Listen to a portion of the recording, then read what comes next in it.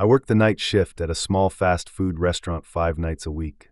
The food joint is open 24 hours a day, 7 days a week, and I just happen to be the unlucky bastard who has to work the drive-thru from midnight until 8 in the morning. Well, me and 16-year-old Ethan, but he might as well not be there. In fact, he isn't really there because he prefers to go out in the car park and get high. I would complain about him, but he is the boss's son, so it wouldn't do much good anyway. So 5 times a week, I run this restaurant basically by myself.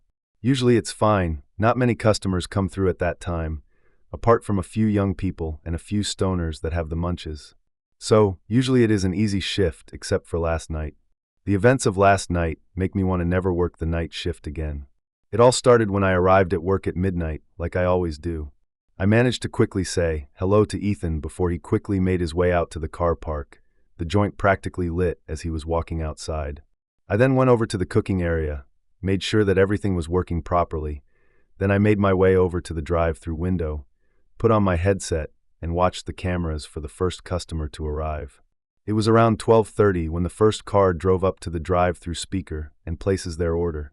A large chips and a 12-pack of nuggets. The usual sort of order that you get at this time of night. I served them their food and wishes them a good night. Then I began to wait again. Wait for the next customer. It was 1:15 when the old black Cadillac first drove up to the drive-thru speaker. The Cadillac looked quite used, and the black paint was beginning to fade, and was now a more gray color.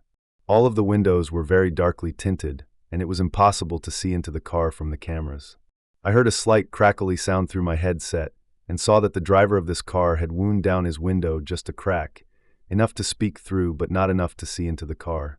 He had then cleared his throat, which was the sound that I heard through the headset speaker. "Good evening, what would you like to order?" Asterisk, I asked through the microphone. A deep, croaky voice then replied, "I am after some chicken nuggets and a kid's meal." I heard the croaky voice say through the speaker in my ear.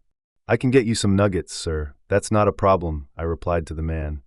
"But unfortunately, the kid's meal is only available between 6 a.m. and 9 p.m., so I cannot give you that at the moment." I thought I was polite with my answer, but the man driving the Cadillac obviously didn't agree because he quickly replied, "You son of a bitch, you won't serve me because I am not a kid," he said, with obvious contempt towards me. Before I could reply, the front wheels of the Cadillac began to spin and a little bit of smoke started spewing from the back tires. Suddenly, the car lurched forward, and I quickly saw the red of his tail lights. Then he was gone. He had driven out of the drive-thru at great speed, obviously in anger. It was very strange, but I had dealt with angry and slightly unhinged customers before, and so I didn't really think too much of it. It wasn't until I saw the same black Cadillac pull up an hour later that I thought that something wasn't quite right here. The car slowly made its way up to the drive-thru speaker, its headlights shining brightly into my eyes as it drove. Once I saw that the car was lined up with the speaker, I knew that I had to be diplomatic about this and try my best to sound friendly and polite. Asterisk, hello. How can I help you tonight? What would you like to order? Asterisk, I asked in the best customer service voice I could muster.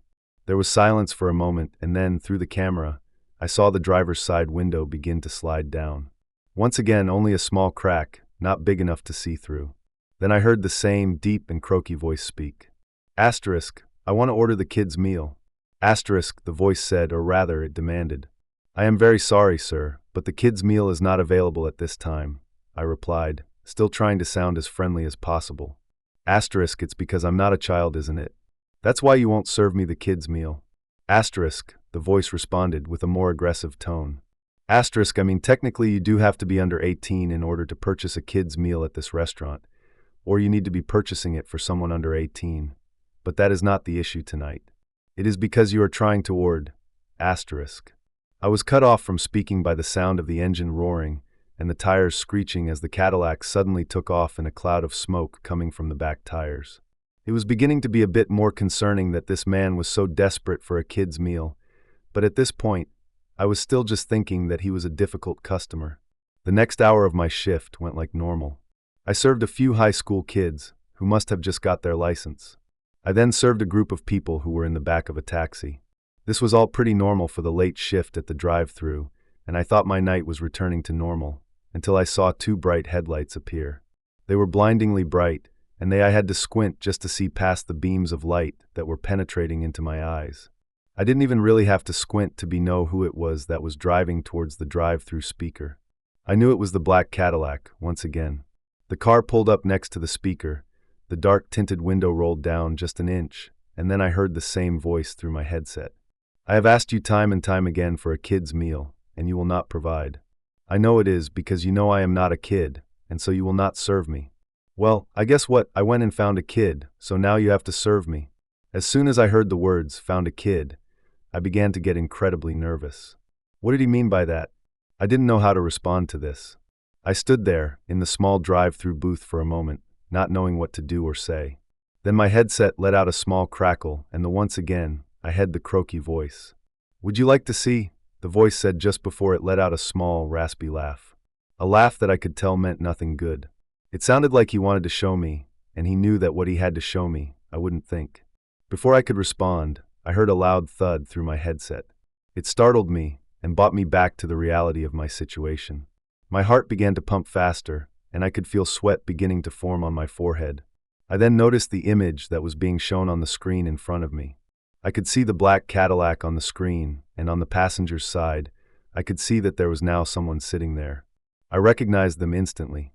It was Ethan. His head was being pressed up to the black tinting, but you could tell who it was. See, I told you that I now had a kid, so will you serve me my kid's meal? The voice suddenly spoke. I pulled the headset off of my head and threw it to the ground. I didn't want to hear anymore. I was about to try and run outside, to try and help Ethan, but before I could even move, the black Cadillac began to move, and it disappeared from the drive-through and into the night. I quickly rang the police, and they soon sent a couple of officers out to assist me. I explained everything that had happened about the black car, about the driver wanting the kid's meal, and of course about Ethan.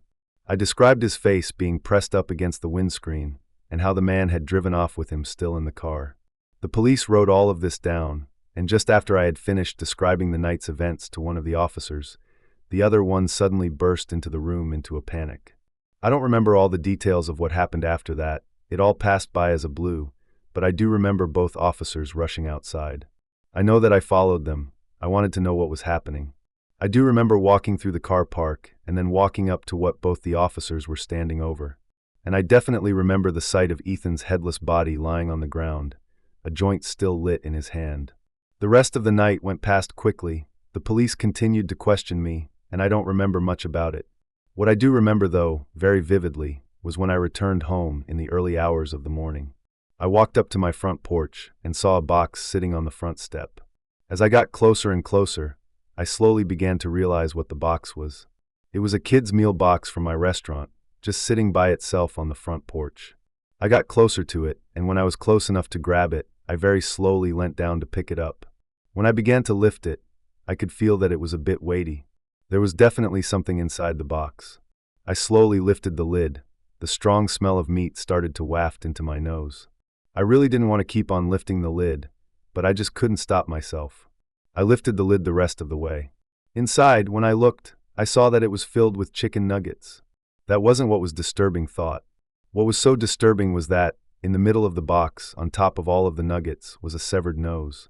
Just to preface, I have a lot of scars on my arms. Not because I harm myself, but because my father likes to get wasted and beat me. Sometimes with the beer bottles he smashes after he's done drinking. So yeah, I have scars. Scars from all of the horrible shit I've gone through over the years.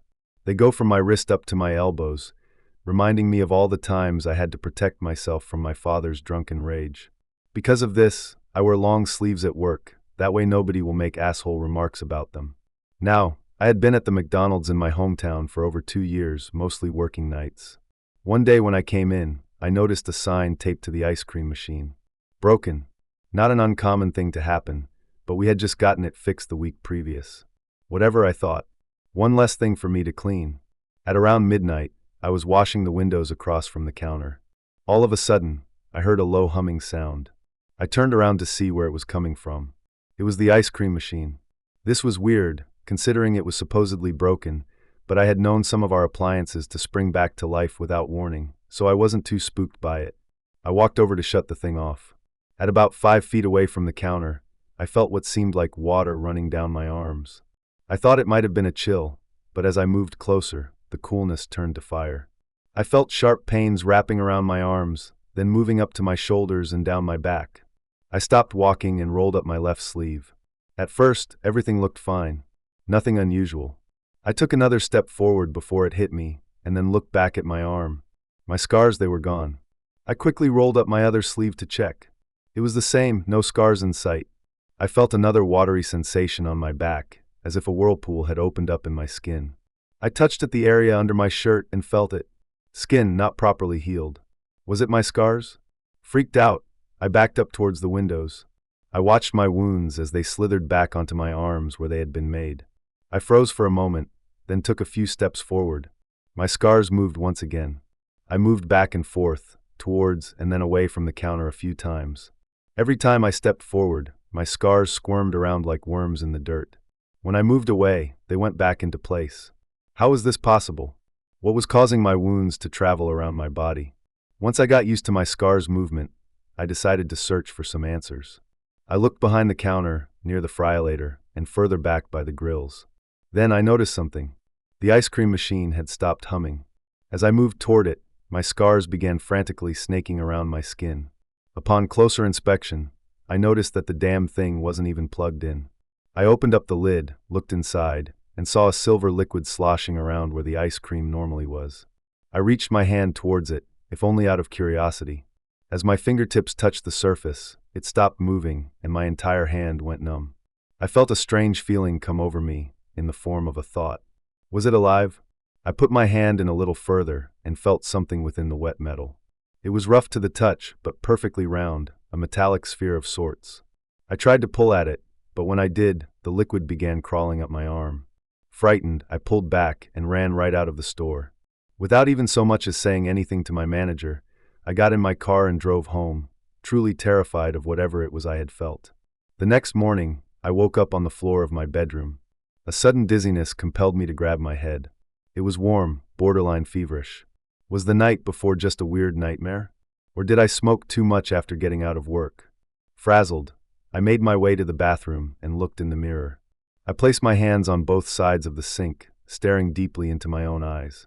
I then inhaled, closed my eyes, and lowered my head. When I opened them, I noticed it. They were gone. I raised my arms closer to my face, twisting them side to side to check all around. My hands then darted to my back. They weren't there either. I quickly shut the door to the bathroom and locked it. I undressed and scanned every inch of my body. My scars had vanished. Feeling born anew, healed from the troubles of my past, I exited the bathroom with my head held high. I didn't know how or why, but I was thankful. Completely elated, I decided to go about my day, venturing down to the kitchen for some breakfast. As I rummaged through the fridge, I heard a loud thud come from the direction of my father's bedroom. I glanced down the hall and noticed that the door was closed. I tiptoed over and cracked it open a bit, careful not to wake the beast. The room was pitch black. He had hung a blanket in front of the window to block out the light, as he often did when hung over. I felt along the wall for the light switch. When I flicked it on, I saw my father laying on the floor, his face beaten in. On his arms were scars, but not just any scars. They were mine. I would recognize them anywhere. Next to him was a metallic, silver sphere. I didn't think, I didn't scream, I didn't do anything that I probably should have. I just ran. Chili cheese fries. Shut up. Chili cheese fries. Like 3 milkshakes. Shut the hell up. You already ordered. I wrote it down before I pulled up. Now let me order it. Nobody likes being the DD, and nothing makes the position of being a DD worse than when your load of drunken friends insists on going to Jack in the Box. When they finally calmed down, I rolled down my window to find that the woman on the other end was in the middle of a sentence. In the box, how may I help you? Hi, welcome to Jack in the Box. How may I help you? It wasn't enough to make me suspicious in the moment. She was probably just a tired employee who didn't have the patience to watch the security footage to see when my window would roll down, and instead decided to repeat the opening line over and over again. Yeah, can I get a dash? Hi, welcome to Jack Dash. That one threw me a little more. It was odd, but I just cut her off impatiently. Yes, hi. Oh, there was a moment of static.